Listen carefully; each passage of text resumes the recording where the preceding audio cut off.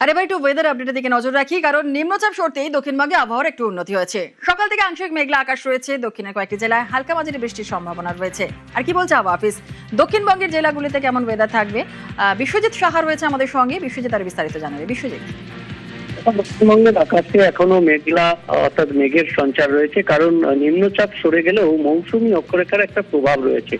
তবে খুব বেশি প্রভাব এমনটা নয়। তবে দক্ষিণবঙ্গের বিভিন্ন জেলাতেই ঠান্ডার শাওয়ার এবং থান্ডারস্টর্ম রেইন হবে, অর্থাৎ বিক্ষিপ্তভাবে হালকা মাঝারি বৃষ্টি বা ঝিরঝিরে বৃষ্টি কখনো এটা হবে, কয়েক পশলা হতে পারে। তবে এই সম্ভাবনাটা রবিবার পর্যন্ত কম থাকবে, অর্থাৎ 2-1 পশলার মধ্যে সীমাবদ্ধ থাকবে।